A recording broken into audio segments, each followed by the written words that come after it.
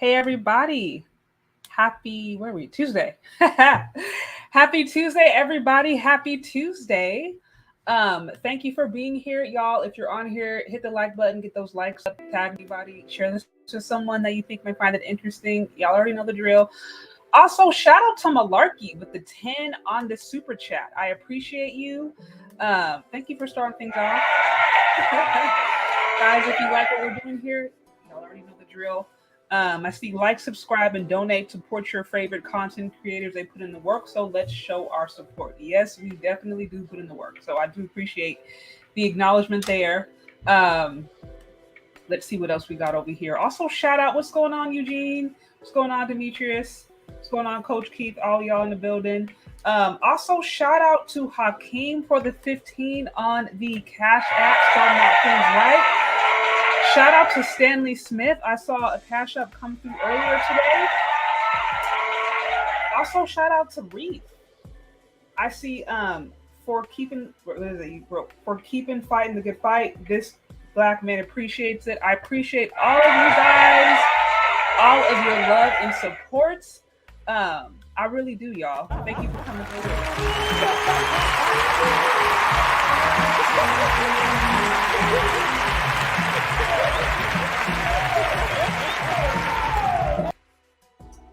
So, again, y'all, thanks for coming in. Thanks for joining me. What's going on, Kevin C? Daily Wrap-Up Crew, what's going on, Daily Wrap-Up Crew in the building?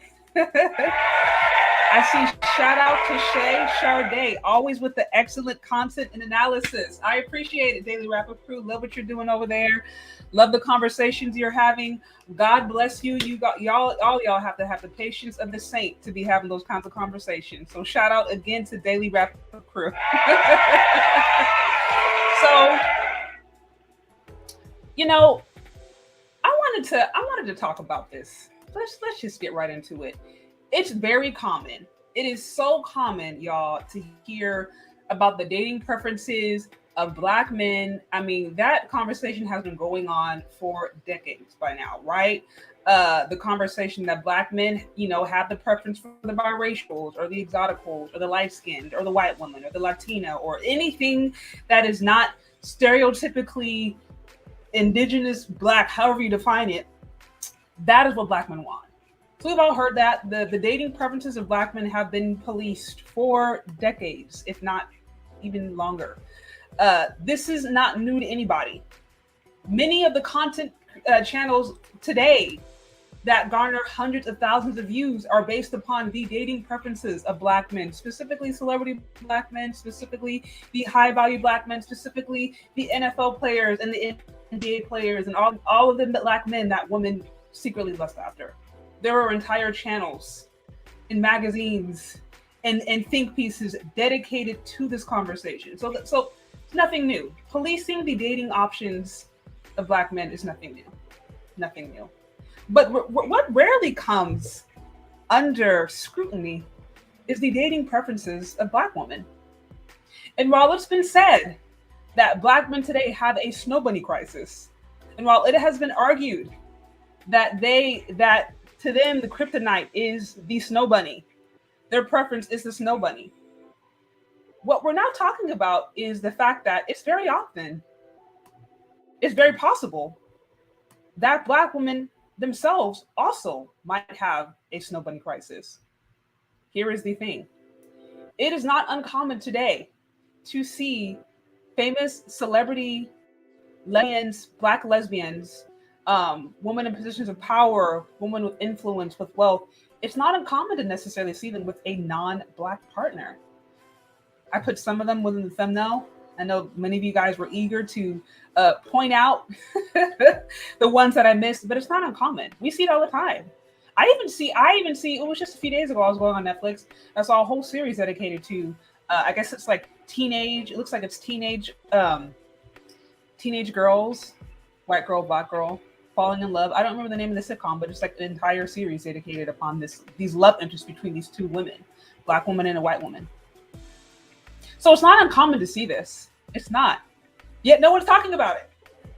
I never see anyone question the dating preferences or question the choice that Black women make, even when they're dating outside of their race. But we always see it from men. We know this. But the reason I wanted to talk about this was because I actually was, I stumbled upon this article or stumbled upon this information. Quite frankly, I was shocked.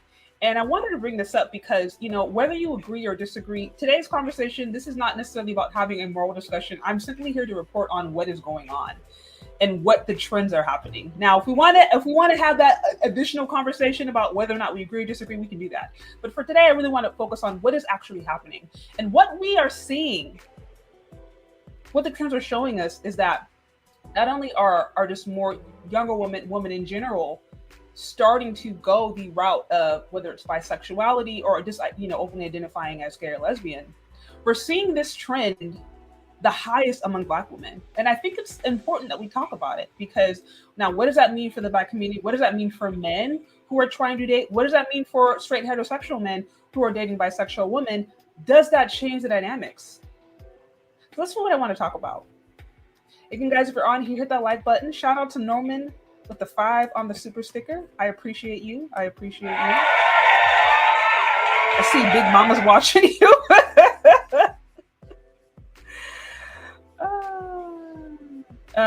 Y'all are a mess. Okay, so I'm gonna bring this up really quick. I think instead of me trying to break it down, I just want to go straight to the source. I'm gonna briefly read through what is actually going on, and then we will get into it. Let's see. Let me pull this up really quick. No, it's not that. This is always the fun part, trying to share my screen. Okay. Okay, so here's just now to be fair, this is just the study, and this was published back in 2019. So I imagine by now that this has changed, but I actually was not, I guess I just wasn't aware. I was not aware of this. Not know where else to put it. And here it reads 23% of Black women now identify as bisexual. 23%. Obviously, as a generation is younger, that number is going up. So here it says, since 1972, social scientists have studied the General Social Survey to chart the complexities of social change in the United States. The survey, which is conducted every couple of years, asks respondents their attitudes on topics ranging from race relations to drug use. In 2008, the survey started including a question on sexual identity. Again, guys, this is just a survey, so just keep that in mind. But again, we're using this as a guide to get a sense of a particular trend that's happening in the population. Because as sociologists who study sexuality, we've noticed how more and more women are reporting that they're bisexual. But in the most recent survey, one subset stood out. 23% of Black women in the 18 to 34 age group identified as bisexual, a proportion that's nearly 3 times higher than it was a decade ago. What forces might be fueling this shift, and what can we learn from it? So there you have it, folks.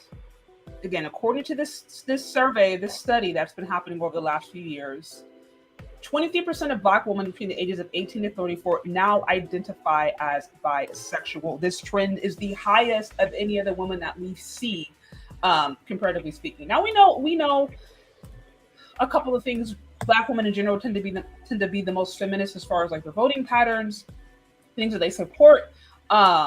So that could be one reason that we're seeing this trend the highest amongst them. But nevertheless, that's what we got. Women between the ages of 18 to 34, and it's interesting because depending upon who you talk to, some would argue that, okay, this is the woman's prime age.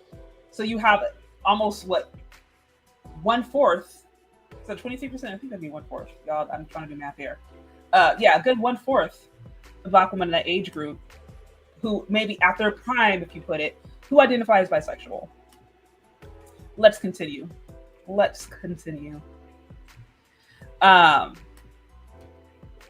says bisexuality among women is on the rise. It says in the 10 years that the General Social Survey has included a question on sexual identity, rates of identification among gay men, lesbian women, and bisexual men in the U.S. haven't changed much. Bisexual identifying women, on the other hand, account for virtually all of the growth among those who say they're lesbian, gay, or bisexual. Of all the women who respond to the 2018 survey, more than 1 in 18 identified as bisexual. 1 decade ago, only 1 in 65 did. So again, this is a pretty rapid increase. As the article mentioned before, even over the last 10 years, they saw a huge shift in the amount of women who now identify as bisexual. And then here's a chart. It says proportion of Americans identify as lesbian, gay, or bisexual gender. You can see a chart here, as it's going up. And bisexual women, we see the trend has gone up rather rapidly and rather fast.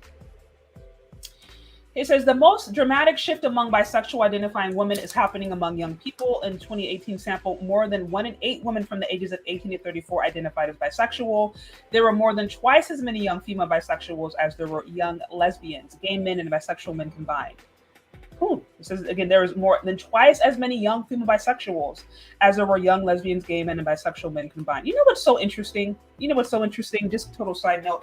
How often have I heard the conversation of whether or not there are enough marriageable Black men?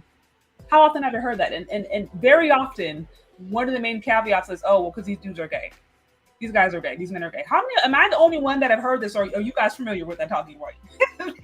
These men are gay, so that's why they're not married. Because there's a huge epidemic of just gay Black men going around who just are interested in women. I've heard that since forever. But it's funny because we actually look at what's going on. We look at actually the data, how the trends are going on. Like we see that behavior is much more prevalent among women than men. So I saw that and I thought that was really interesting because it flies in the face of that rather common talking point that says, oh, well, Black men and women aren't marrying because Black men are just gay. And I'm like, we look at the data and that's not what it's showing. So, side note.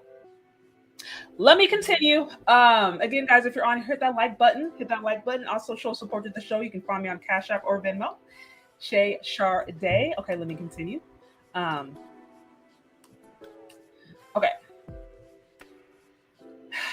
Okay, so it says women who identify as bisexual by age group. It says since 2008, an increasing proportion of U.S. women ages 18 to 34 identify as bisexual.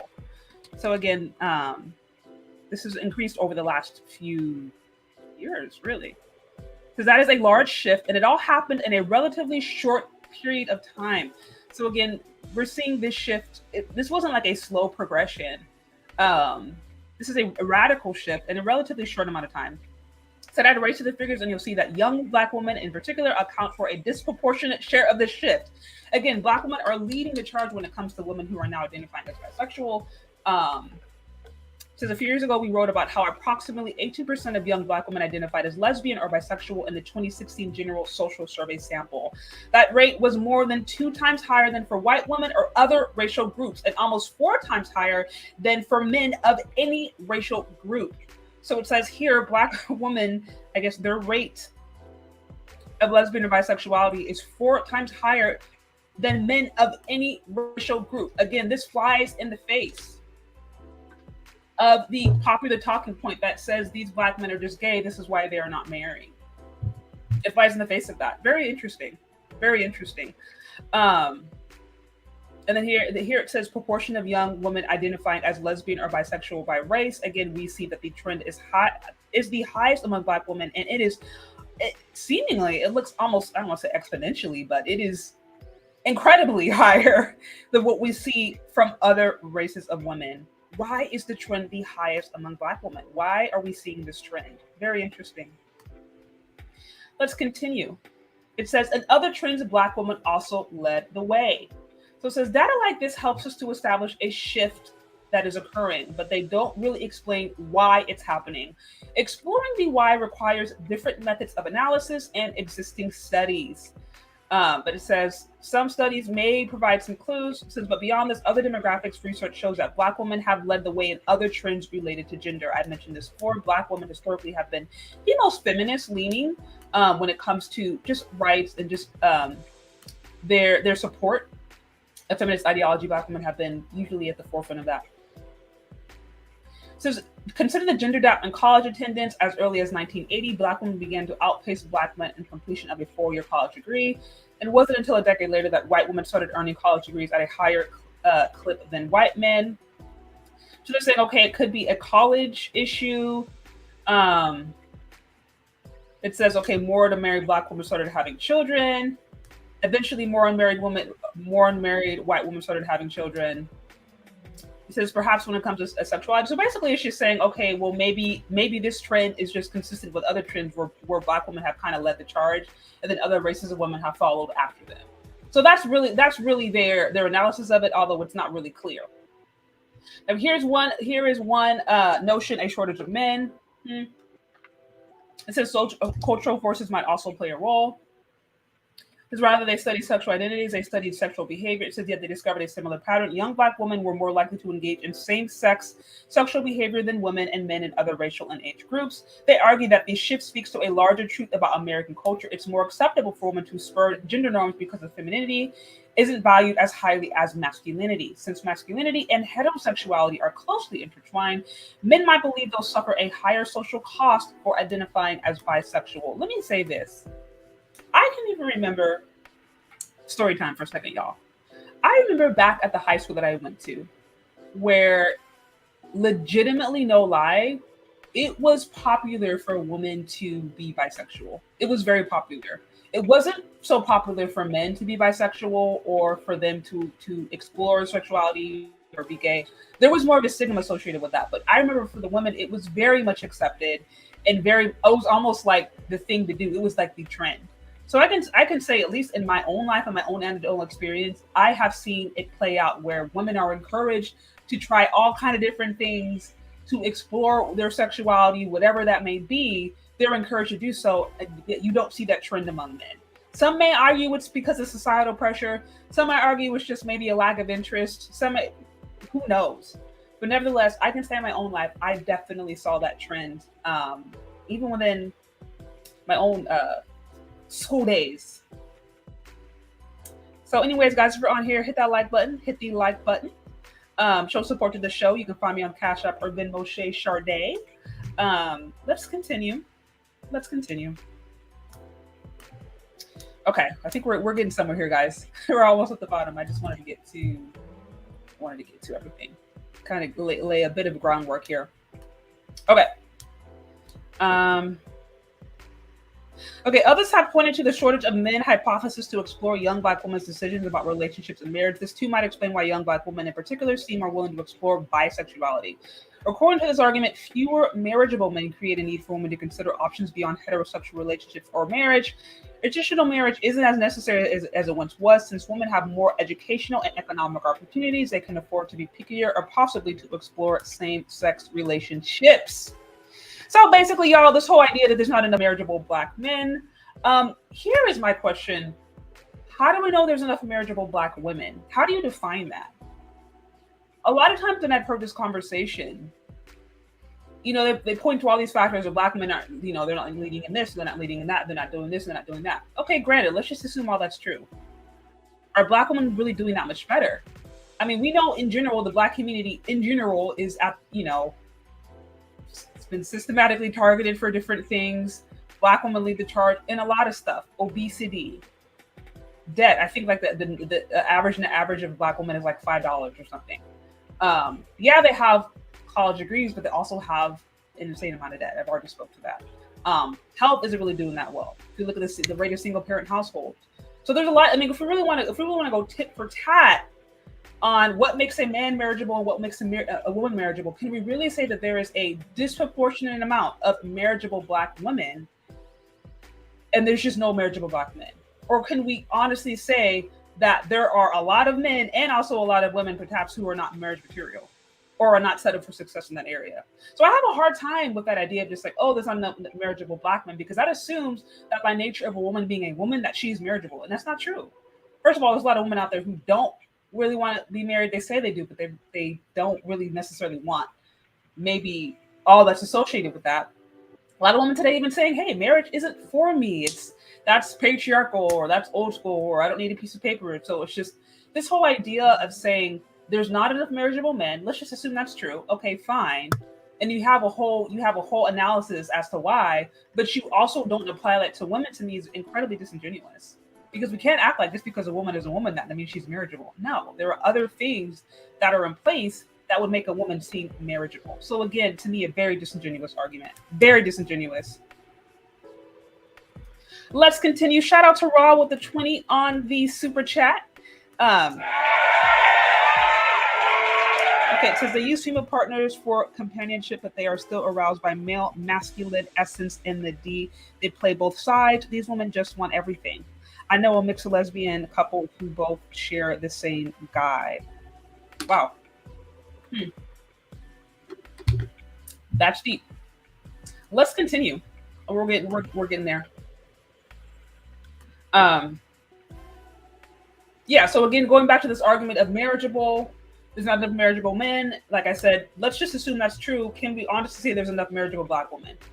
If we look at the general trait of Black women, and I'm not talking about the percentage of those who are doing well, those who are killing it, whatever. We're talking about your average rank and file Black woman. We know at least 1/3 of the Black women are at like poverty level, rates of obesity, just different things like that. We're not necessarily doing all that great if we really want to sit down. We really want to break it down. I mean, Americans, period. Let's just be honest. Americans, period, and this economy are not necessarily doing all that great. So that's why I'm like, this is so disingenuous to me. But let's continue. Says now another aspect of the hypothesis involves the disproportionately high rates of incarceration of Black men in the U.S. It's possible that because Black women are, as a group, more likely to live in areas with smaller pools of marriageable men, they're more open to bisexuality. Again, I think that's BS. I call cap because, first of all, there are more Black men in college than they are in prison. That's already been disproven. Also, let's just keep it real. Let's not act like there are not women out there who won't date a man or marry a man who's in prison. Let's not act like that's not a thing. That does exist. I mean, there are actually sitcoms and things dedicated to this very notion. Women marrying men who were in prison. Some women actually prefer that because they feel like, okay, he's safe. He's not going to be one woman. I know what's happening to him. He's a lot less likely to cheat, whatever it may be. But let's not act like a woman will not marry a man that's in prison. Some women are actually turned on by that.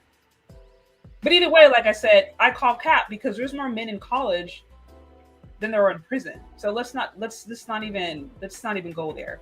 And let's just be honest too, guys, because people have seen the article talked about, okay, there being an imbalance of, perhaps there being an imbalance in the college, right? How many Black women are going to college and thinking about finding a marriage partner? How many of us are actually taught, are encouraged that when we go to college, that is a time for us to look for a marriage partner, to look for a husband, or to be in the lookout? How many of us are taught that? Versus how many of us are actually told we should explore ourselves, we should have fun, we shouldn't get tied down, we should have different dating experiences, and then eventually later on marry. So that whole idea again of like, oh, well, there's not enough marriageable guys even in college, false premise. Because most Black women aren't even going to college to look for a husband. We're not encouraged to do that. We are encouraged to go and focus on our career, to not get tied down. We're too young to have fun, to, basically just run amok. City girl, hot girl summer, however it may be. We're not being told to go to college to find husbands. So that, again, that can't be a valid argument because women aren't even looking at that time. Oftentimes we're discouraged to do so. How many people were beefing up Lori Harvey saying that she was too young to marry Michael B. Jordan? How many women? So I'm like, that's nonsense, y'all. That's nonsense. I don't agree. We're getting to the end, y'all. If you're on here, hit that like button. Hit that like button. Also, show support for the show. You can find me on Cash App or Venmo Shay Sade. For those of you who are hopping on, guys, we're just going over the stats as regards to this trend of bisexuality that not only is impacting all women, but is disproportionately impacting Black women. And what does this mean for dating moving forward? Let's continue. Now here it says, we're less convinced by the shortage of men argument because it ignores the fact that incarceration rates of Black men haven't increased over the past decade. Yet over this period of time, the percentage of young Black women identifying as bisexual have grown substantially. So again, they're showing they don't think that's the reason, because the rates of incarceration have stayed pretty consistent while bisexuality has gone up disproportionately. Also, though, if I'm not mistaken, the rates of incarceration among Black women have gone up. That's a whole nother conversation. Now here it says the challenge of surveying sexuality. So here it's saying actually being able to identify sexuality is rather difficult. But it says this study was based upon 1,400 people, yada yada. Let's see. Okay. So basically that's it, y'all. Basically that's it. I mean, in a nutshell, what we discovered is that women are identifying more and more as bisexual. More women are identifying as bisexual. This trend is disproportionately affecting Black women. The study is not necessarily sure as to why. There's not a clear understanding as to why. There's speculation, but there's not a clear understanding. They gave their different reasons or the different hypotheses, but nothing has been confirmed. Nevertheless, there is a disproportionate amount of Black women who are now identifying as bisexual. Why is that? Why are we seeing an increase of Black women who are identifying as bisexual more so than any other group of women? What is causing that? Now, I have a couple of thoughts. Now, again, I'm not saying that this is the gospel truth, but I have a couple of reasons that I think may lead to this. First off, if we think back to the culture of misandry that exists within Black culture, and how we're always basically getting these messages that men are disposable. That message exists really in mainstream media because we know mainstream media is feminist and it speaks to women. But this message is the strongest and the loudest for the Black community. Black men are historically, systematically, and even socially, they're constantly being removed from the conversation. They're constantly being shown as not needed. They're constantly being shown as disposable. Men is disposable, but especially Black men as the most disposable. So if you grow up in a culture that already doesn't necessarily, you don't see men as valuable, you don't see real masculinity as valuable or even necessary. And in some ways, you even despise masculinity, seeing it as patriarchal, seeing it as controlling, seeing it as dominant, as violent. If you are already coming up with that expectation, you're not going to necessarily have a really great time learning how to get along with a man. You're not going to do that because men and women naturally think differently. And not everybody believes this, but I believe, look at biology. I mean, we look different. You're made differently. You talk to anyone who's been married for any length of time, they're going to tell you men and women generally think differently. This is why you have books like Men Are From Mars, Women Are From Venus, books that literally talk to this idea of the difficulties and challenges of men and women learning how to communicate in a relationship. So in a culture where women are essentially already taught that not to value men or men are disposable, they're therefore going to have a hard time communicating with them. That's going to create tension. And then, couple that with the fact that, like, yeah, we live in a culture where, exploring your sexuality, exploring it in different ways, that is the thing to do. That's very popular. It's very accepted. And then you combine that, especially in the Black culture, where the gender war, I think, is at the forefront. Not this, the gender war, we know that's happening in all races, but especially in the Black community, I think it's so much more polarizing. Women are being encouraged to not support them, and women are being encouraged and even taught to not honor and value their men. Of course, many of them, in my humble opinion, of course, many of them maybe didn't have a father in their life. Maybe if they did have a father in their life, they have a bad relationship, or he was absentee, or their heart were broken. They didn't grow up with strong, healthy male influences. You have all those factors.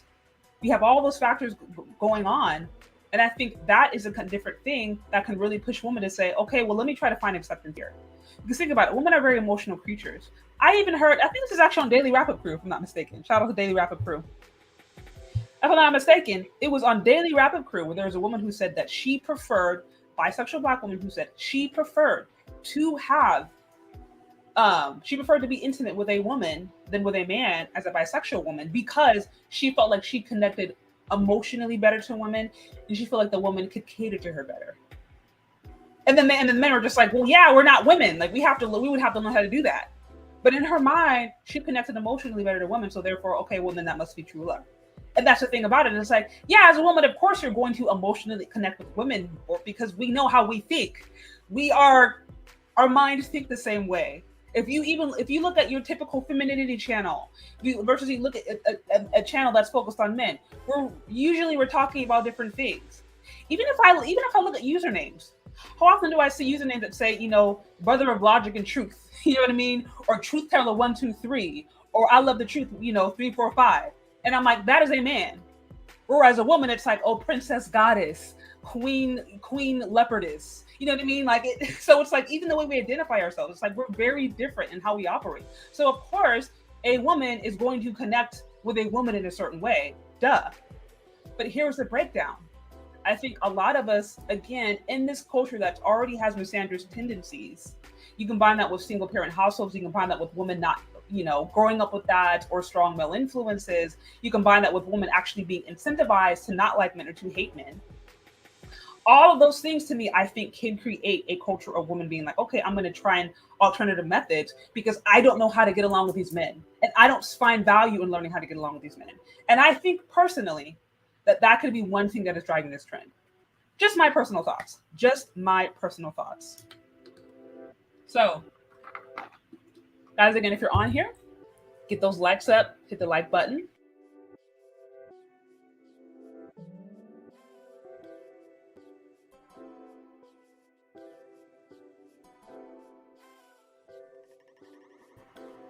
Sorry, guys, I got kicked out of my own. I got kicked out of my own live. So yeah, those are my thoughts. Again, guys. So hit the like button if you're here. Also, shout out to Mr. Z for the 5. What's going on, Mr. Z? It's good to see you. It's been a while. It has been a while.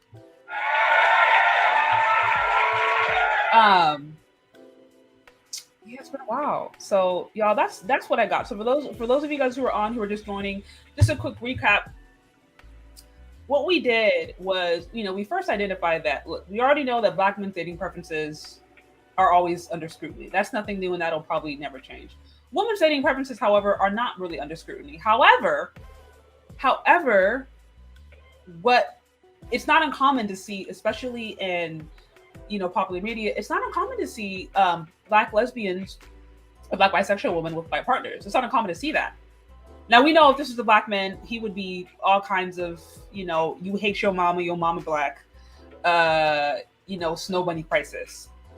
But we don't see the same level of disdain applied to Black women who decide to date and marry Becky. We don't see that. Nevertheless, it is happening. And how do we know it's happening? We went over the data. We went over some information that showed that no matter how you look at it, not only is the rate of bisexuality going up for women across the board, it is going up disproportionately for Black women.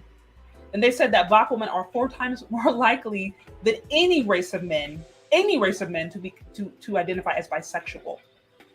So this is the reality that we live in. This is just what's happening. This is a trend that is disproportionately affecting women, Black women in particular, especially those between the ages of 18 and 34, what some may consider their prime, right? Whether you believe it or not, some men would say that it's their prime. So this begs the question, why? Why is this happening? What is going on? What is causing this trend? And how would this actually impact the dating market?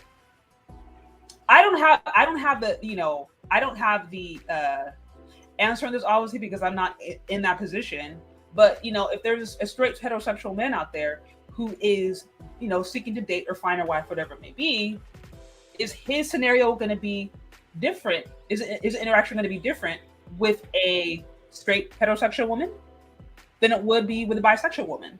Are there going to be differences in experience? If you're with a woman who is kind of used to going in and out of masculine or feminine tendencies or expressions, if you will, versus you just being with a woman that's like, I'm a feminine woman, I'm attracted to men, whatever, is that going to now impact how a man interacts with a woman in the dating market? I would think so. But I don't have the answer on that. So I have a few minutes, guys.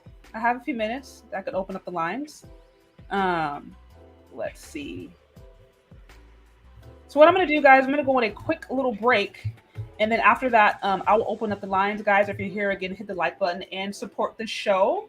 And I have a few minutes to hear your guys' thought on that. I don't pretend to be the expert on this topic. I'm simply reporting on a trend of what's going on.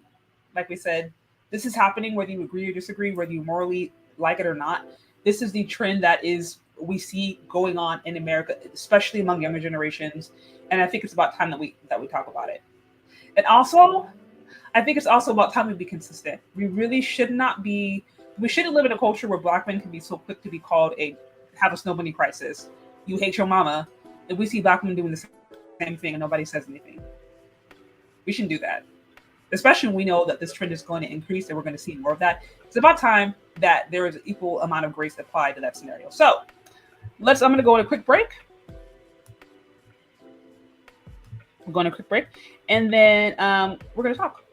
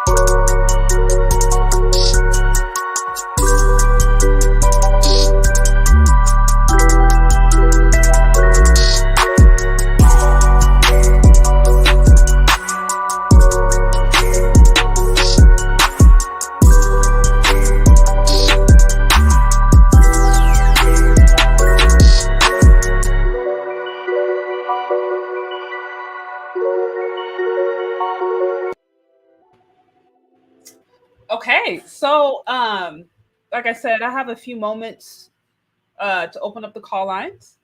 So if any of you guys want to call in and weigh in, please do so. Also, y'all, please keep it respectful. We do things respectful over here. So no name calling, no cussing nobody out, none of that. We're just here to give your opinion. I have a few questions, right? So one is why do we think this trend is increasing among women, among Black women in particular? And how will that impact the dating market? How will that impact men who are exclusively looking for women? So let's drop the call line and let me know. Again, shout out to Better You. Good to see you, Better You. I see could be all these women with divine masculine energy praying with crystals trying to manifest everything they want. A lot of these women are bi. Okay. Then I see Hakeem again with the 5.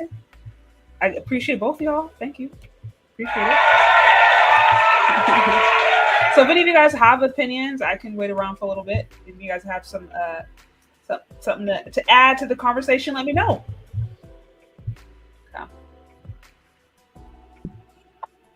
What's going on, Better You? Nothing much. How you doing, Michelle? Good.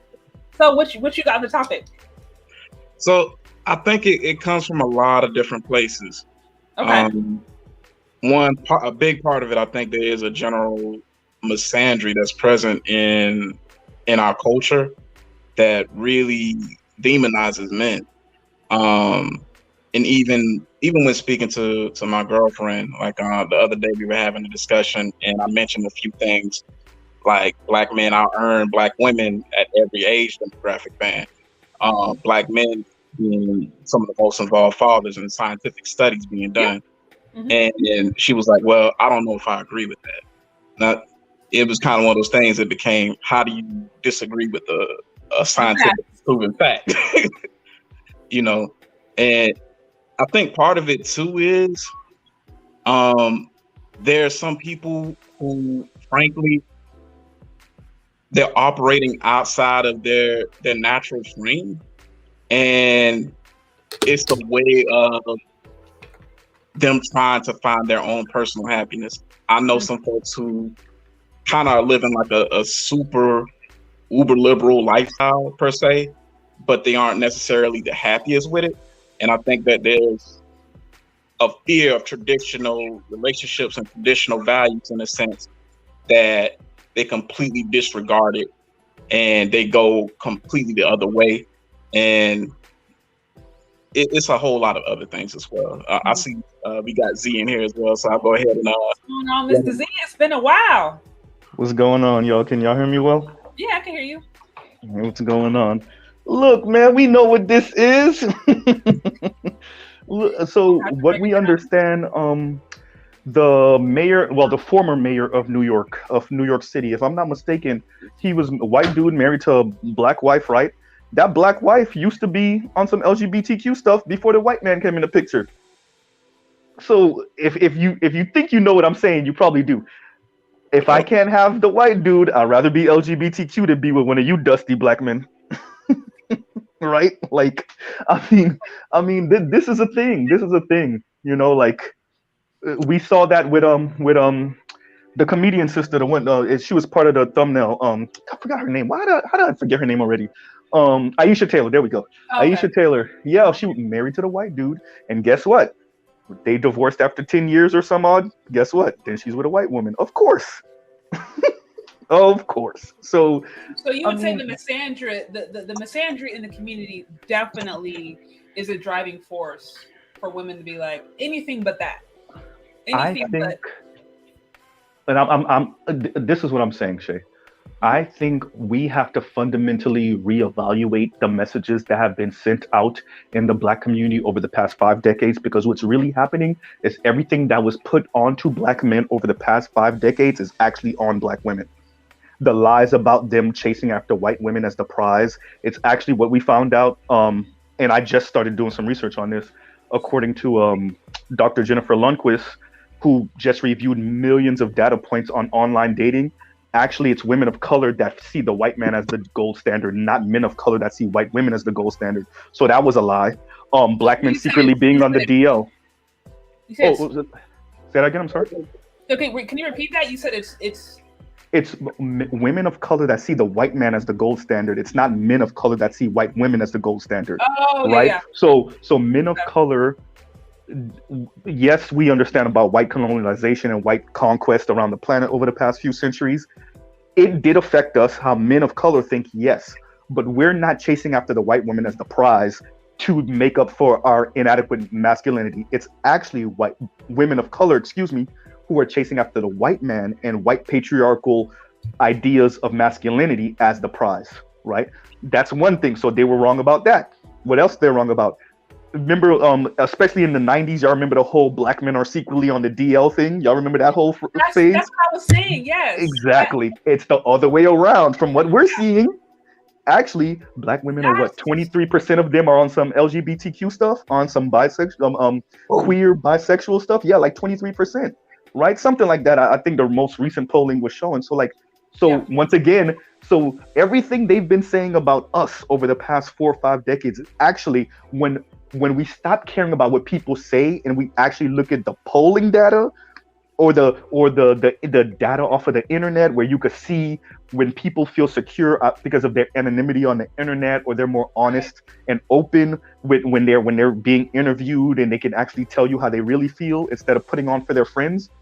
What we're finding out is everything that these fake ass academics been saying about black men for the past 4 and 5 decades, it's actually black women. So they're really the ones on the deal, not us.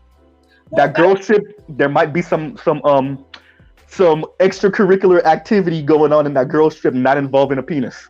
That's what I'm saying. Well, I mean, I was actually surprised that, at least at the one study that I just reviewed, that they said that, I mean, women in general, just based upon what we saw, seem to identify more with that, which would make sense, because we know that community is largely aligned with feminism, and women obviously tend to be more feminist than men, so that's not surprising. But I was very surprised to see that black women were really leading the charge, and they said that like the black woman's rate was 4 times more than any other race of men. So I was like, wow, that's very, very interesting. So I'll be curious to see how this trend, what this means moving forward. We know this is obviously the trend in America and other countries. This is different. I saw somebody in here, I think, who was trolling, who I blocked or put in timeout, talking about what's going on in Africa. We're not really talking about what's going on in Africa today. This is a conversation. That study was looking at what's going on in America, which LGBTQ is so much more prevalent and accepted out here than in other nations that are generally more conservative. So that's a separate conversation. I mean, Shay, it makes I keep on saying we live in an anti-black society. Think about it, right? You're a black woman that went to college and university.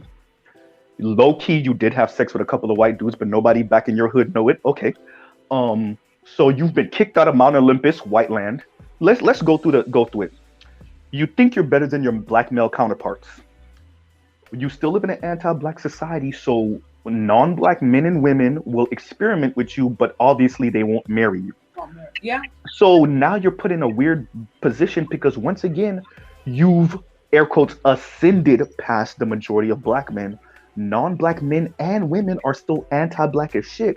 So where does that leave you as a black woman? Well, what's interesting is I wonder if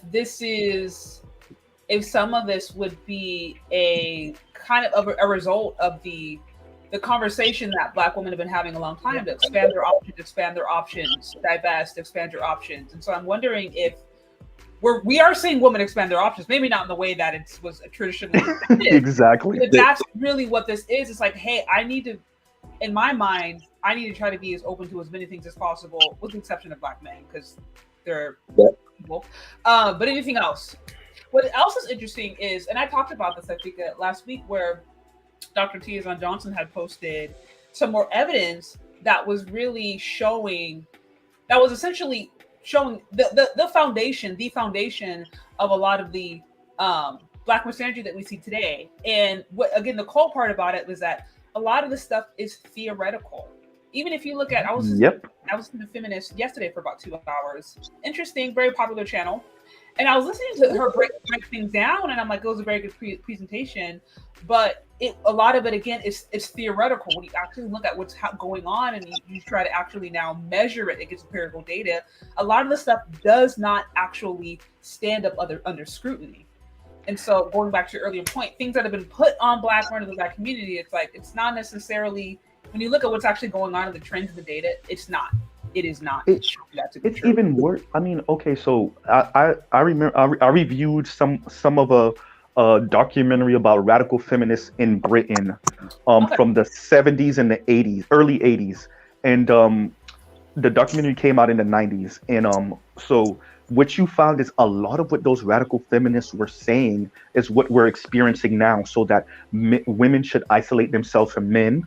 Right? What you're attracted to is really in your mind, so you can control whether you're straight or gay psychologically. Yeah, they were going that far with it. As a matter of fact, one of the main people they were interviewing in that 90s documentary recently said on the channel Big Think, which is like a place for like, you know, movers and shakers, thinkers. She said this recently, I want to say within the past 5 or 6 years, maybe 8 years. She said that she was like, yeah, you can't, what you're attracted to is very psychological, which I don't actually disagree with that part, but I know where she's going, so I disagree with where she's going with it, right? Oh. And so, see, which is like, you can make yourself attracted to the same sex.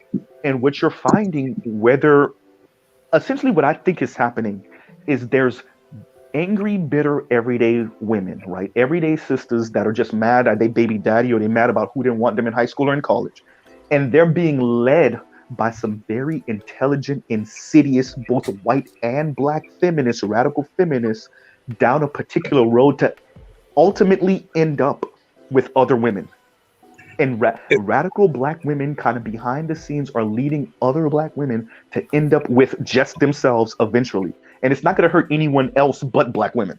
You're saying radical Black feminists who do not believe in really interacting with men in any capacity. Yes. You know, and so, no, what I'm saying, and I'll shut up in like 60 seconds. What I'm saying is, the carrot is the white man, but we understand we live in an anti-Black society. So the carrot is, well, we need to get away from Black men and end up with non-Black men, but primarily white men, because that's the gold standard once again.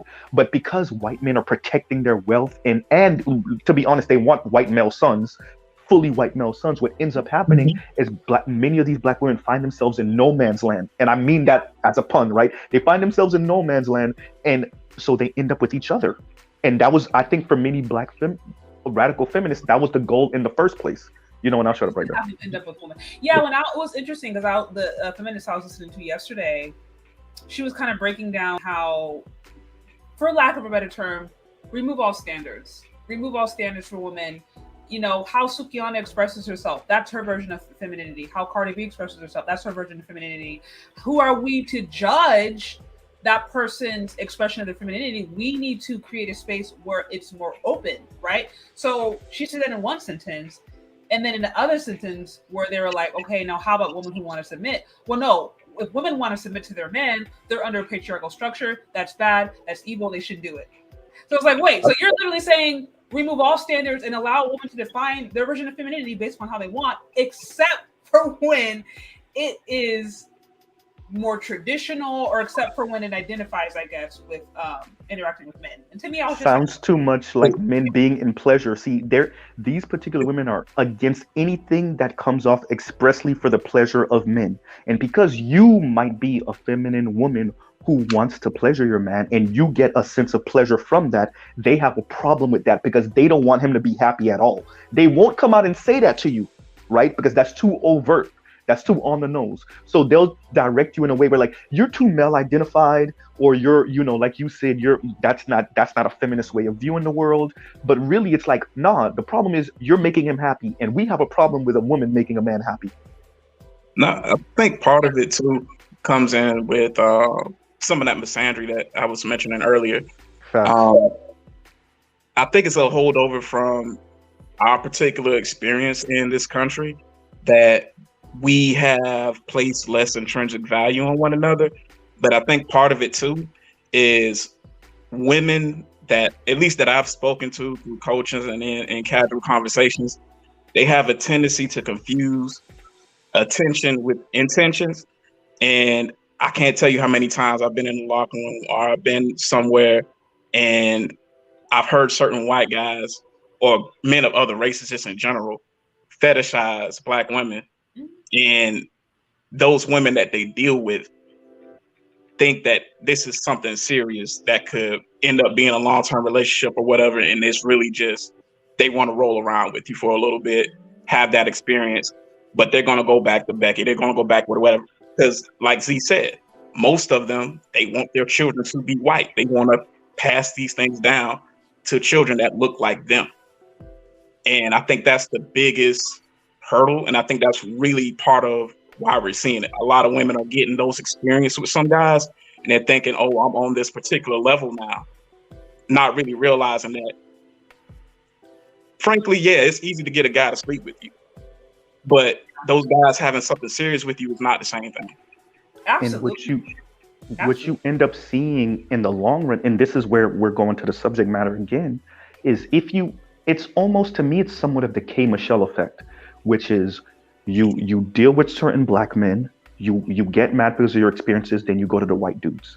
But where K. Michelle came back to Black men, because she got kicked off of Mount Olympus. For those of you that remember the story of K. Michelle messing with Ryan Lochte. Ryan Lochte was the swimmer that always wore the grills. He was always number 2 after Phelps, after Michael Phelps. So so where she got kicked off of Mount Olympus with him and came back to Black men, but now she's saying all men are trash, right? Instead of just Black men are trash, she's the all men are trash. Certain sisters have those experiences and then they go to women. But the problem is white women are just as racist as their white male counterparts. So it's not like you're going to be a LGBTQ swirler. You're just going to be a LGBTQ sister and end up with another Black woman, excuse me, right? So I think that's what ends up happening often is like I said earlier, you think you're better than your Black male counterparts. You date white men, you get kicked out of Mount Olympus, and then you come back to the Black community. But Black men ain't really trying to mess with no chick that sees us as less than, and then got kicked in the face by the white dudes that she thought was better than us. So you end up with a Black woman. So it's a Black woman, it's 2 Black women with similar experiences of getting kicked off of Mount Olympus, ending up with each other. Now you started the conversation by, and shout out to Hakeem. Yes, please keep it respectful in the chat. I don't know what's going on here, but yes, we keep it respectful. Oh, also real quick, I want to acknowledge the super chats before I respond to that. Shout out to Barry Hamilton. I see experimental love motivated by spurious reasons. Appreciate the support. I see Liana Judah says Black women are naive and gullible for white words. I appreciate it. I also see Kevin C, who's I'm sure going to interject in a moment. I see there is a liberal and sneaky agenda afoot. It appears that women are now being used to divide Black men and women further. It's suspicious. I appreciate the support. Guys, if you're on here, hit the like button. Also, you can show support to the show. Find me on Cash App or Venmo Shay Sade, and I'll be sure to acknowledge our super chats. But really quick, and then Kevin C, I'm sure you want to weigh in. I know you started the conversation off, Mr. Z, with the Black woman in college, which we know statistically, Black women who actually go to college, finish whatever, that's still a minority of Black women. It's a rather small percentage of Black women who actually have a full college degree, bachelor's, obviously as it goes, master's, PhD, it goes up. So there's a large majority of Black women who aren't even having that experience of going to college and thinking that they're better. But do you think even women who don't end up going to colleges or having a degree still think that they're better than their men just by nature of being women? Yes, that, and it filters through the culture. So in other words, you will see your average hood sister, in her own words, recite like an old Bell Hooks line or something. She don't know who Bell Hooks is, right? Or an Alice Walker line, because it comes through the culture, and you end up having sisters say things like, we're the backbone of the Black community. Well, where did you get that type of notion from, right? Where do you get some of the ideology that you spout off? Where did you get that from? And right. even if it flies in the face of the history and the data, right? Like Black women are the least respected and least protected people in America. Like, is that true when you could look at any random Black man that just got pulled off the street and he's been like in prison for a decade. Like these are the type of things that we see, right? Like random brothers getting killed by the cops or set up by the police. Like, are you the least protected? Because that looks like no protection to me.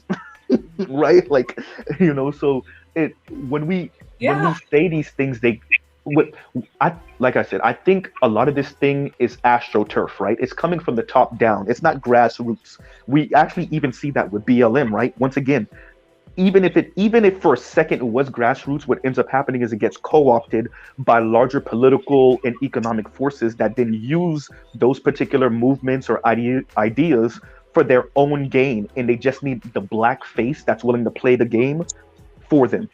Now, luckily for us, it didn't even take a full decade for kind of the BLM thing to unravel. But there's a lot of things where these particular people are funding things in the background for the benefit of other people outside of black people, expressly not black men, right? So tying that to this whole LGBTQ thing, it is a way, and I completely agree with Kevin C, it is a way of like ripping the black community to shreds, but using very intelligent, very resourceful, very connected, bitter, angry black women to do it, right? You give them the talking points, they spout out the talking points, they let it leak through the culture, and then next thing you know, your average sister in the hood that don't even know who these people are is saying and reciting the same things helping to destroy the community from the inside out while blaming heterosexual black men for it. Absolutely. No, absolutely. Kevin C, what you got in the topic? Hey, first of all, hello, Shay, Z, better you, and to everybody in the chat. Thanks for bringing me up. I appreciate it. What's going on, brother? Yeah, good topic. And by the way, Bell Hooks died she passed away with relatively little fanfare or, notice. By the way. Facts. Mm-hmm. Yeah. So, I'm seeing this as I'm going to stay with what I wrote in the chat, which is there's a liberal and sneaky agenda afoot. While black men are being accused of dating out, marrying out, doing all of this stuff, making babies all over the place, just creating chaos, confusion, and just mayhem. Doggone it, we had no idea. We had no idea that almost 25% of if you're at 23, just round it up to 25%. So basically, 1/4 of black women are actually interested in lesbian or LGBTQ. So bisexual relationship. That's what they're saying specifically, right? Between the ages of 18 to 34. So of course, the prime years. Okay. And yeah, 18 and 34 is significant because, after 34, 35, you start hitting your geriatric pregnancy. And, 18 is when, you become legal age. So now you can start getting married and producing children. So yeah, you got so basically from 18 to 30 is really those better years. And then 34, you start to fall off. Most women have their last kid about 32 or 34. So that's why that number is the cutoff. That being said, I'm wondering, the question I would have out of all of this, like I said, it's a sneaky thing because we are so busy paying attention to what the men are doing and what we're supposed to be doing, and what we're supposed to be fixing up and shoring up and clearing ourselves up and all this other stuff and everything else, that I can guarantee you that almost nobody was paying attention to this. I know I wasn't. Exactly. Exactly. I was surprised. I was actually surprised. And that's why I was like, wait, we need to talk about this because I don't even remember how I stumbled upon this article, but yeah. I will say this. I will say this specifically. In my own experience, I know black women who, for no uncertain term, at the end of the day, have, whether you call it been turned out or whatever, but they've had their first, lesbian or gay relationship, and it's been a white woman. I know a few of that personally. And so that kind of got me thinking like this is interesting. And I think just upon stumbling upon research, and I started to see, maybe this is a little bit more common than I thought. Combine that with some of the different celebrities that we see. Yeah. All I know is Raven-Symoné and Robin Roberts. Those are only two I know. Yeah. Well, no, it's way more than that.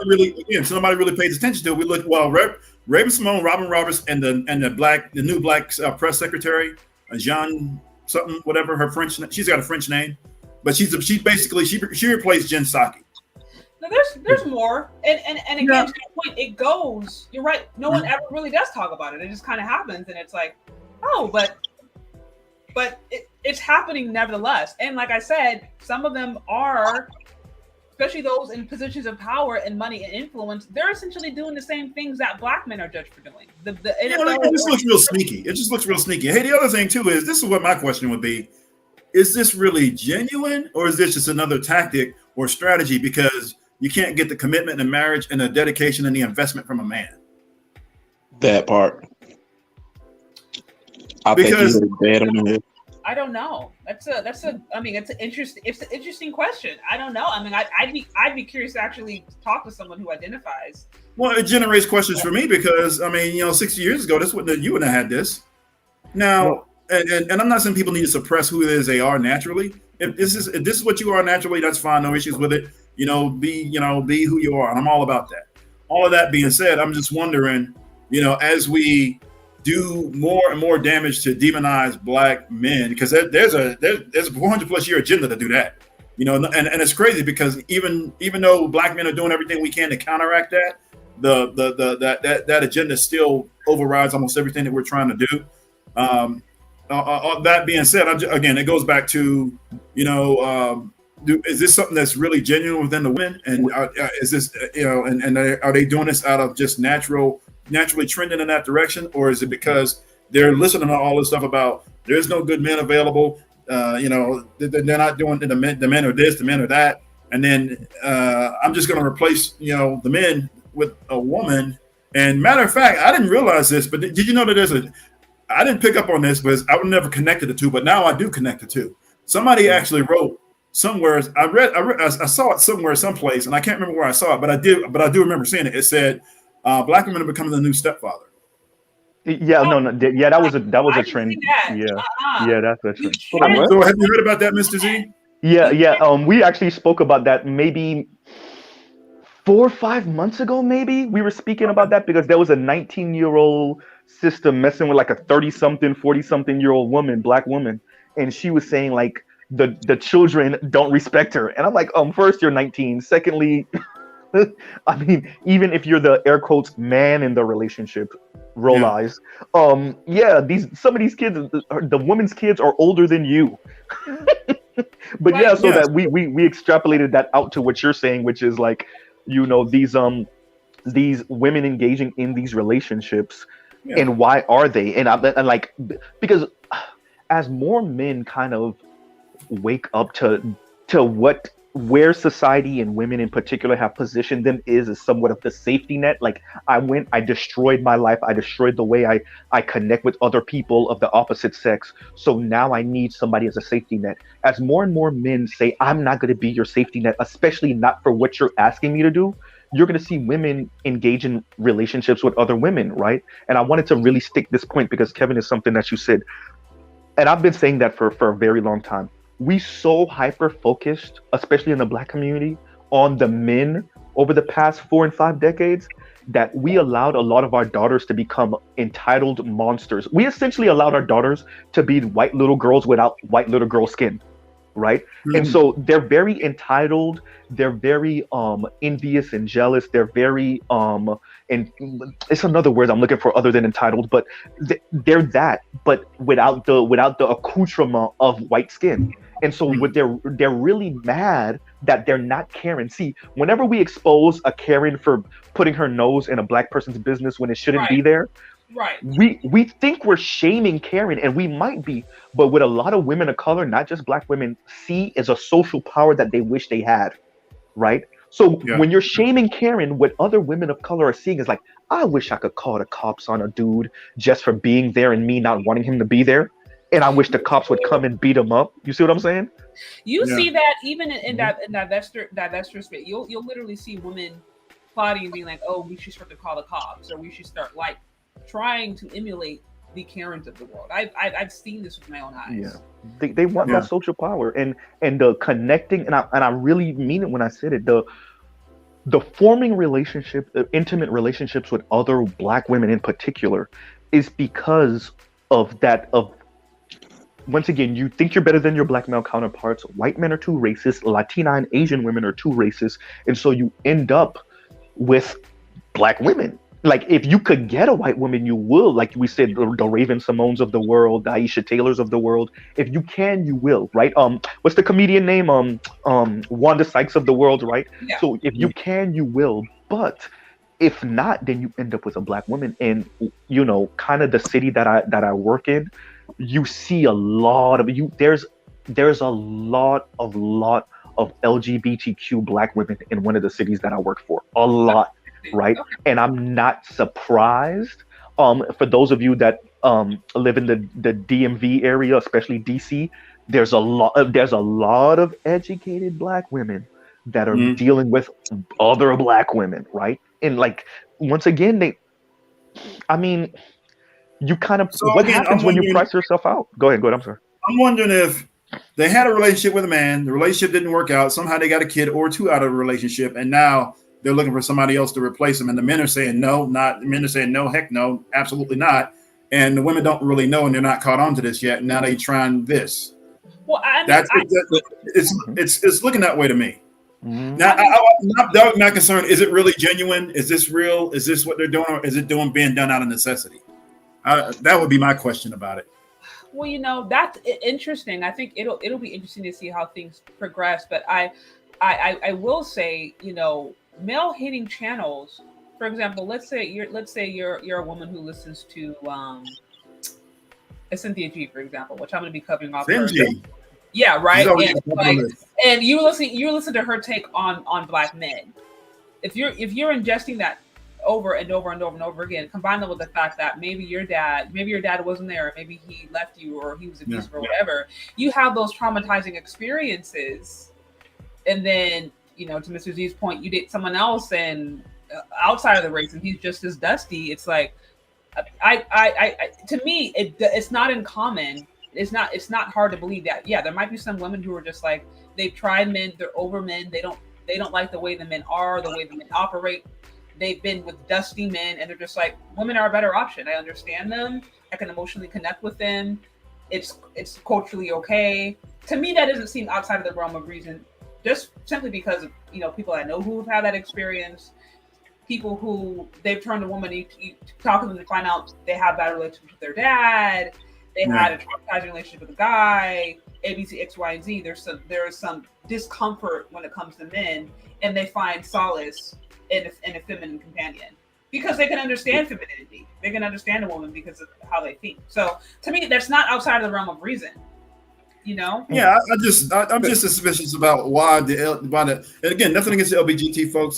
They're great people. It's just I'm just wondering, is that why it's being pushed so much? Now interesting. Now check this out. These are the numbers on this, by the way. So less than 10% of the overall U.S. population is LGBT, by the way. So and that's the people who actually admit to it. So I just it's 7%. So I just rounded up to 10. Let's just say 10%, right? And out of the U.S. population as it stands, you know, according to the U.S. Census, is 335 million people, right? Mm-hmm. Now, the only reason I'm saying all of this is when you look at the numbers, everybody across the board should be similar to the overall population. So when you have one group that's literally double, then that's concerning. See what I'm saying? Does that? I look at it. That's why we're having the conversation. It's like the trend is the highest among women. Now, the source that I read says there wasn't really any clear indications right yet as to why. I'd be curious over the next few years or decades or so if there's some more reasons that we find that lead to this. But all we know so far is that it is a trend. And I can speak to my own anecdotal experience as to why I may think that's happening, but it's a trend nonetheless. I mean, because I mean, you know, if you're you know, if you're a person that's into just looking at numbers and start crunching stuff and looking at it around from a holistic perspective, then anything that's out of the normal range of everybody else, that's a problem. So now you got to look at, so why is that a problem? And then the other part to this too is, so we know that women have an overall disdain for men who are bisexual. We know that. If you're bisexual and they know about it, then you don't then they don't want you, and I understand that. Now, how do men feel about that in the reverse? Right, that's another question. How does this actually impact men who are looking for women? Yeah. I mean, is your experience different with dating a bisexual woman versus just a straight heterosexual I woman? think it's the way you see the world because, like, I agree with Better You 100%. Where it's like so the black community, we've enculturated the black community to be misandrous by default, right? Especially if you want to show that you're a modern, enlightened individual, you have low-level contempt for black men off top, right? And you've been taught the language to like chastise and berate black men, like it's just part of the culture. It's like the air we breathe is to be anti-black straight man, right? So I think the way that shows up in many black women is if it doesn't work out with black men and then men in general, you just default to being in relationships with other women. And I don't know if these women can even necessarily articulate it in the way, like we're trying to like break it down and say, oh, okay, let's see what's going on. And I think most women wouldn't, I don't even know if they would be able to articulate it. I think they'd be like, oh, I just found love. And I just love who I love, right? And like that's to me, that's such a cop out. It's such a cop out when we do the whole, well, that's my preference, and I just love who I love, and I just fell for who I fell for. Like oftentimes, it's way more than that. Especially when you're doing things that usually aren't considered air quotes normal, right? Like when you're dating out of your race, when you're dating the same sex. I think a lot of that has way more to do with life experiences, something that's going on psychologically, certain resentments and anger and like failed relationships than we would like to give it credit for, right? And so once again, I think the reason why we have black women that are dating same sex at more than double the number of the rest of the country is because the black community tends to be misandrous from the jump, right? Yeah. Misandrous, and then once again, if you're anti-black man, or you have low-level contempt for straight black men, and that's part of the culture, then it's so easy to just take that extra couple steps to end up, dating the same sex as a woman. No, I do agree. That's what I said earlier. I do agree that I think the culture of misandry combined with essentially the rejection of, whether you call it traditional, spiritual, religious, just the rejection of that role in its entirety. Because, for a long time, the black community was considered the most, religious, for better, for worse. But, people were going to church, you were reading the Bible, or you were doing basically things that were essentially pushing and promoting, families coming together. You have a lot of young women now who are rejecting that. So it's like they're rejecting that. They're, they don't like men. They're trying to redefine what femininity is. They're trying to redefine really anything that's outside of quote unquote heteronormative standards. And for me, it is like the perfect setup for what we see now. All of those different factors, especially if you find that with single parent households, etc. To me, it's about getting power through the back door, right? So white people could just be white. You could just be a white woman or a white man, right? But the way it's operating for people of color, black people in particular, and black women even more particularly, is the more asterisks you have on black, you then end up trying to use intersectionality to enter the house of power through the back door instead of through the front door, right? So the front door is the way a lot of men of color are forced to go through. Obviously, white people are forced to go through, but women of color, primarily black women, get to use intersectionality to enter the same house because they're all trying to acquire power in a weird way, but through the back door, which is like, well, I'm a black woman, LGBTQ, non-binary, right? Like, so like they're still trying. They're just using these things kind of biracial, right? Okay, so exactly right. So I'm a biracial, right? Hey, check all the boxes, bro. It's seriously like so. The more boxes they check, they think that then allows them to use intersectionality to come into the house of power through the back door. But by saying like, because of all these boxes I check off, it means that I have an understanding of the world that you straight black men don't understand, and you white men and you white women don't understand. And it makes me more moral than everyone else, right? And that's why, as you can see, like I've always had an issue with moralizing black women's position, because a lot of, especially academic and intellectual Black women, use that kind of moral pedestal that much of our society has put them on to badger everyone else in the head with, especially straight Black men, right? So they marginalize any plight of straight Black men minus prison, right? And they marginalize your plight because you're not all of these other fucking identities, right? You're not a non-binary LGBTQ Black man who's biracial, like the brother was saying, like, right, like all the boxes. And so that to me is what they're doing. It's just using intersectionality to beat up on it's using intersectionality as a tool of power to beat up on everyone else, and then enter the powerhouse through the back door. And many people are waking up to it, and so it's not going to go the way it's been going for the past that's about 4 decades. But I don't see how this works in the long run for most Black women, right? If you're a knowledge, go ahead. No, I would add this. Mm-hmm. Because this was my thought yesterday after listening to she was a queer feminist, and I listened to about 2-3 hours of her content. I'm gonna do some more, but my thought really behind this whole conversation of redefining femininity, redefining gender, different things. This is my personal opinion. I think a lot of this is first world privilege. If I'm just being totally honest, I agree. It's Because what'd you say? First world privilege. What let's is just it? be honest. Because let's just be honest. It's like, okay, so for example, let's say, God forbid, war broke out in the USA, and infrastructure by and large was obliterated, and we don't have the luxury of now turning on faucets and water is running, or hitting a light switch and the light is on, and we're now back in an instinctual survival mode. Would we still be really thinking about, okay, well, am I this, am I that? Is my femininity this or that? Was my masculinity this or that? Or would we now be really operating more from a level of instinct? And it's like, okay, hey, you're naturally stronger. You're going to do this. You know what I mean?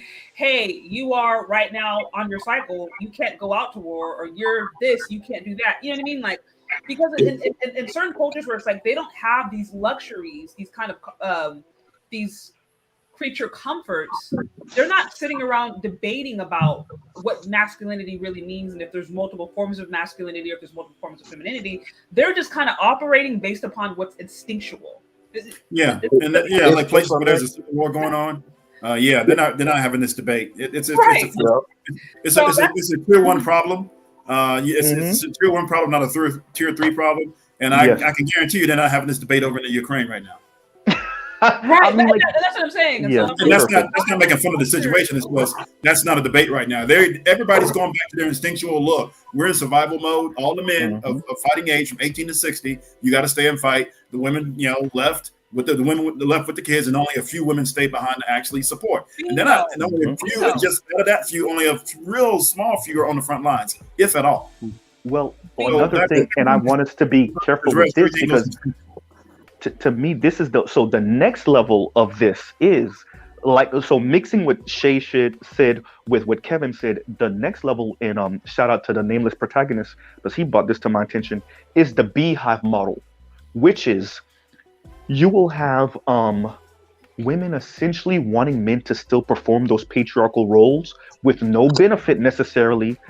And you will have certain women engaging in sexual activity with certain men, and then hordes of non-sexually active women or same-sex relationship women, and then out-group men attempting to be that one or two guys that gets to have sex with any woman he wants, right? So and this is very, very possible. I know what I'm saying sounds very dystopian, but understand we're only 10 or so years away from what I'm saying could possibly happen, right?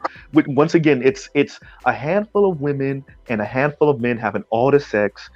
And then a bunch of women who are in same-sex relationships, and then other men trying to vie to be one of those dudes that's having all the sex with the women that are having all the sex, right? Or they'll just give up and go, look, I'm not going to get it. You know what? What's the point? Let me then play video games and play video games and pleasure myself all day. Those are the guys we're talking. Which, by the way, is a thing. In me and Kevin spoke about this, like in Korea or in Japan, right? So what we're saying is that it's not really outside a realm of possibility as much as we like to think it is.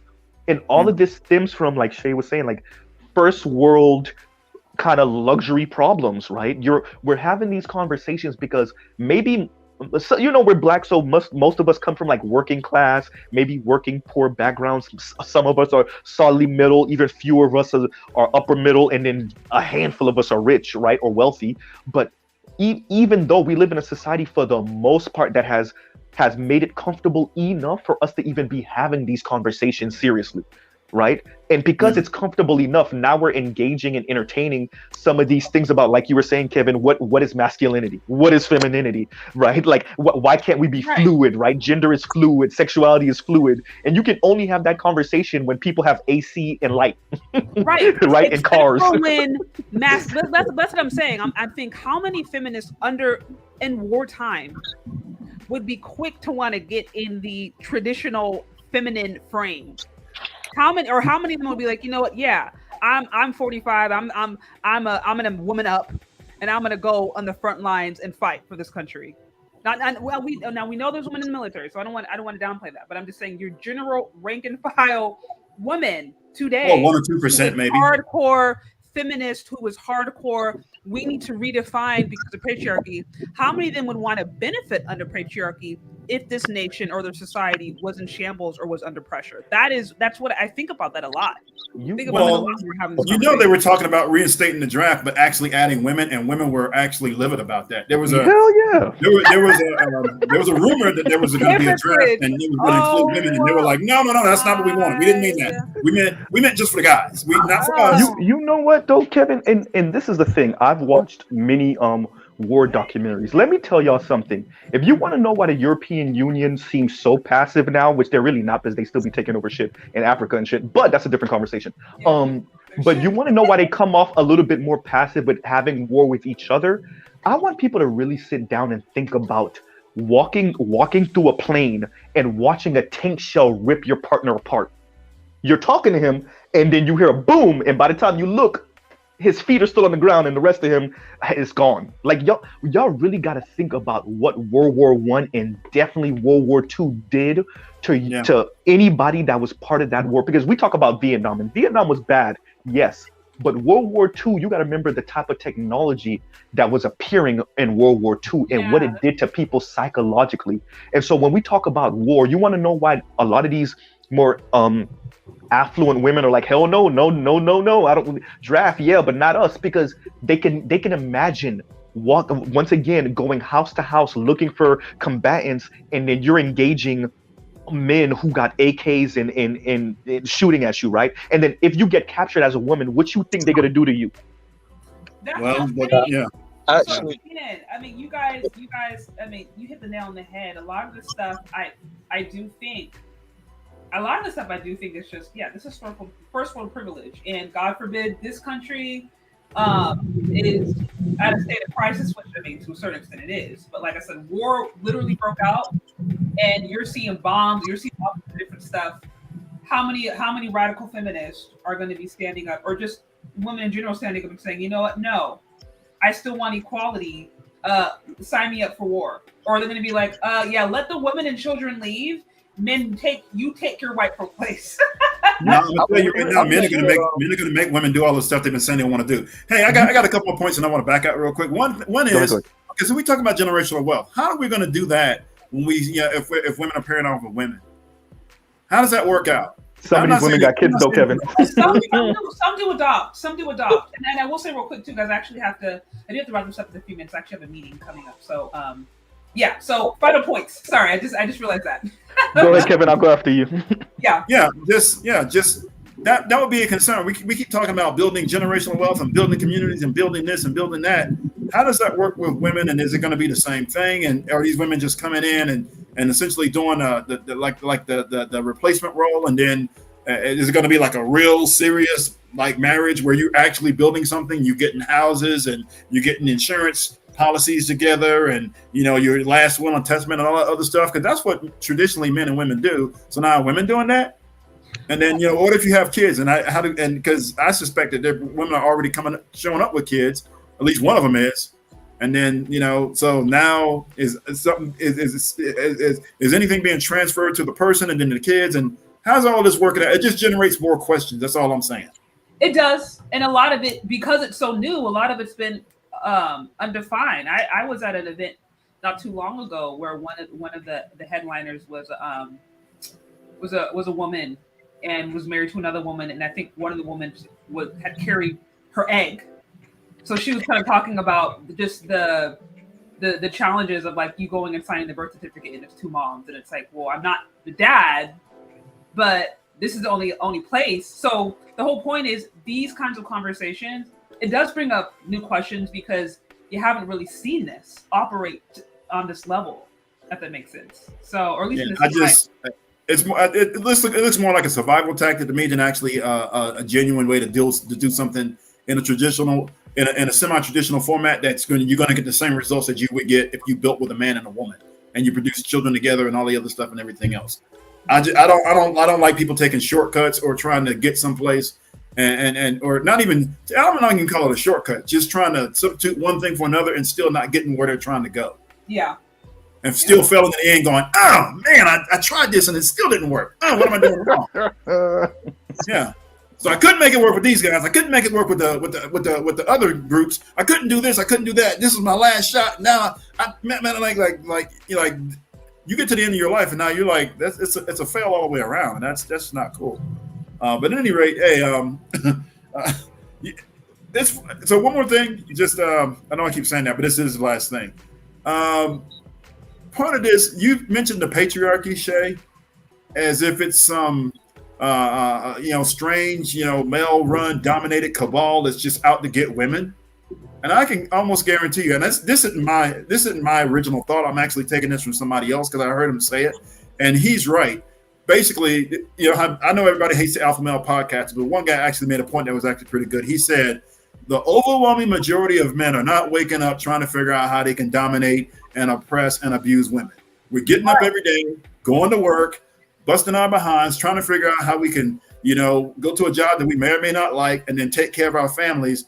It's not the overwhelming majority. And if we even had that power, we wouldn't abuse it because we're like, look, we understand what that's like. It's a small group of elite who are making all the rules for everybody else that even we got to deal with, right? Facts. But because these guys can't be touched, they're looking at that guy standing next to them going, you're oppressing me somehow. Like, I'm just trying to work and feed my family. What are you talking about? Like, that's the furthest thing from my mind. So I'm actually starting to get more and more of an understanding of what I'm going to address that in a minute. Talking about when they rail against the patriarchy, because I can understand that it can be a terrible thing if it's misused, but because it's literally the definition basically is male run to the exclusion of women. No women allowed. You can't run it. You're not in charge of anything. You do what we tell you to do. And yes, that's bad if you're doing all the wrong things with it.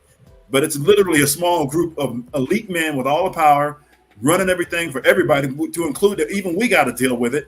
But if you had some genuine, kind and concerned leaders that actually are understanding of, how it feels to be oppressed, we're like, nah, I don't want that, because I don't want you hating me because I'm trying to oppress you. I'm going to give you everything that you need.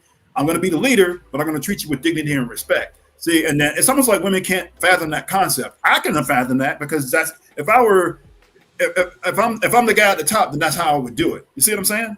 Yeah, no, I hear you.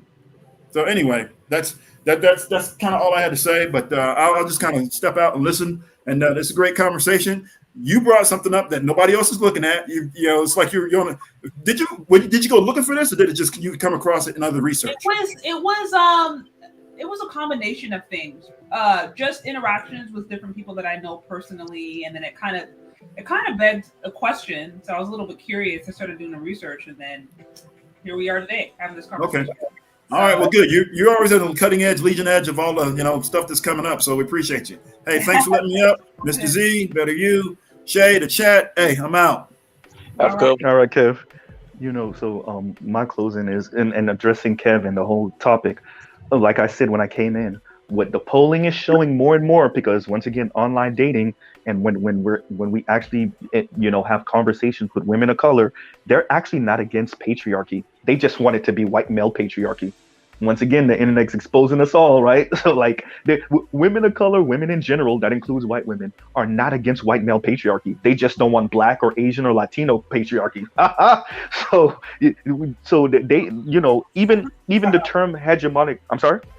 No, I'm laughing. Right, like, but even the term hegemonic patriarchy or hegemonic masculinity, the woman who came up with that term was not talking about men of color, not talking about Black men. As a matter of fact, they expressly said we're not talking about these men, because these men, like Kevin was saying, on the underside of that patriarchy. And so when they speak about power, they want the power, like I said earlier, to protect their loved ones and to protect themselves. They don't actually want to go around the world oppressing. But because sneaky, some of these women actually want white male patriarchy, they were beating up on their men of color counterparts, saying, well, this is what you're trying to do to us. No, actually. It's not an equivalent. It is not equivalent. So like, that's the thing. And tying to the whole conversation about some of the, these sisters and their sexuality and what they're engaging in. We're going to see more of that. That's just, you already see, and remember, Shay, you covered a couple months ago, Chrissy speaking about, polygyny, right? And like, you're gonna see more of that. And as a matter of fact, so Mahogany Pink kind of, she put her big toe in there with one of the videos. She didn't say that because I think she's just anti-Black man completely, and like screw the Black community, burn it to the ground, go end up with a white man. But right, so she kind of put her big toe in there a little bit with one of her videos, and you're gonna see more of that, right? Because as our society becomes more open and air quotes more liberal, I mean like socially liberal, not politically as much, but as it becomes that, you're going to see women engaging in that, and some men.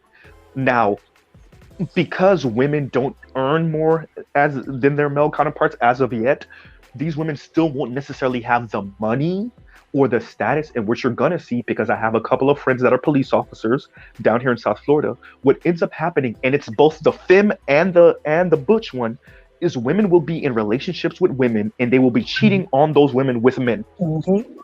And that and it's gonna start fights, and I mean physical, violent fights in these homes, because either the femme or the butch one is stepping out with a man, and that oftentimes is because that's what they really wanted, right? Or because, hey, we don't make enough, and I'm gonna go out here and see if I could, do some strains for some change type thing, right? So either way, you're gonna see more of that.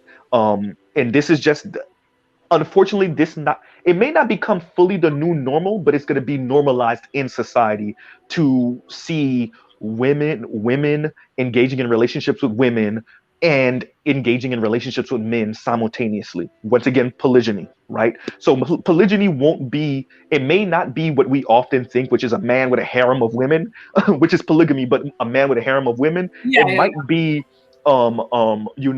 women living in a house full of 4 or 5 women, but, 2 or 3 of them are also engaging in sexual relationships with a male that doesn't live in that home.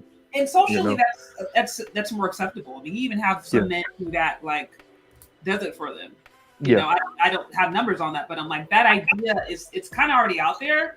Mm-hmm. So again, not surprising at all. And I'll end with that, Shay. Thank you for having me up. Y'all stay up. Be careful out here. Don't be the what's the term up there? Don't be the donor. I'll say it like that. Don't be the donor for one of these weird ass relationships. Because, by the way, certain states will still hit you with child support. So, yes, sir. So y'all be careful when y'all engaging in some of these situations. And a sister that tells you that she's a free spirit, somebody said that in the comments, I just want to reiterate it. A sister that tells you she's a free spirit, just make sure that you're not the one straight guy she's dealing with, so she could have a baby, so that she could go back to her different lifestyle, we'll say. And I'll end it right there. Thank you for having me up, Shay. All right, better you. Bye. I'm out. Oh man, that's funny. So, all right, what you got? So he touched on a lot of the things I was going to touch on. I will say it from a little bit of a different angle. At least in my anecdotal experience, I have been working in some call centers where, for whatever reason, that tends to be a lot more prevalent in a call center environment. And I have seen those dysfunctional same-sex relationships. And my biggest comment on that would be, I feel that sometimes a lot of women, as we were saying earlier, have some difficulties in relationship with men and turn to other women without addressing their own problems. And the thing of it is, if you're unfit for relationship, you're unfit for relationship. It doesn't matter if you could go date a chimpanzee or whatever. Like, if you having problems being in relationship, it's going to manifest in any type of coupling that you try to do. Yeah. And in terms of just the society at all, and broader and in general, I think that this misandry that we have present in the Black community is really something that it's going to have to be dealt with and actually faced. And it's going to have to be a reckoning that comes from Black women. I mentioned earlier that the conversation my girlfriend and I had was from, I think it was Z's last video, where he's reviewing some of the content from another show. She basically was like a divester. And when I broke down to her, she was like, yeah, I agree with a lot of what she was saying. And I was like, yo, do you know she's basically a Black white supremacist? And I went to her channel. I played like 5-10 minutes of a video, and she mouth open, and I'm like, you know, the problem with it isn't that when people hear diverse ideology or anything like that, or any of these crazy things all at once, that they are like, oh yeah, I'm for that. I compared it to her, like kind of like racism in like the 20s and 30s. Like, yeah, most people were racist and held some type of racist belief, but if you went like whole hog KKK, like top to bottom, and then with like lynching people, most people would be like, I am not cool with that. Yeah. And in a similar vein, I feel that a lot of these talking points, in one way or another, have become ingrained so much with our women to, like I was saying earlier, anything positive about Black men for a lot of Black women is unbelievable. And it's because of a lot of these things have been repeated so much that anything to the contrary is shattering to their worldview. Yeah. No, there's a lot going on, and like I said, to me, it's not outside of the realm of reason that there are certain women who do this simply because they're just trying to escape from other things that they have going on.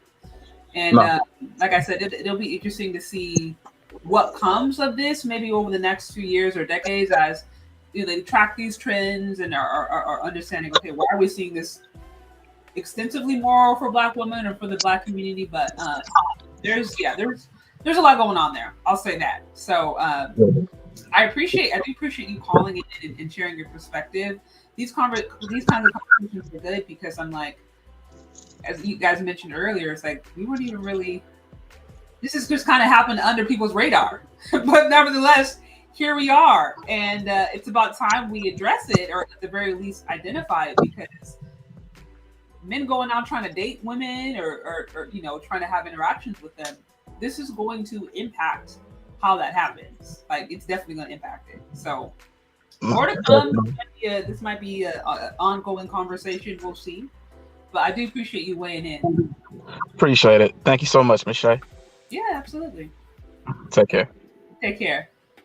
All right, guys. So that's what we got for today. Like I said, more to come on this. But either way, as we mentioned, this is a trend that's going on. At the end of the day, you're having more younger women in general who are starting to identify more with being either a lesbian or bisexual. This trend is the highest among Black women within the ages of 18 to 34. Why and what does this mean? You know, so we kind of went over that, and I know different people gave their perspective as to why this is happening or what this means.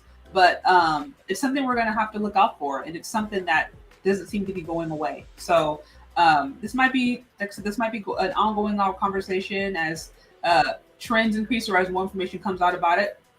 I will report it. But anyways, I appreciate you guys for for joining me. Again, hit the like button if you haven't already. Be sure to support the show. You can find me on Cash App or Venmo. Share. Support your favorite content creators, as always. And stay tuned for other upcoming content and lives. Yeah, guys. Thanks for tuning in, and we'll talk later. Bye.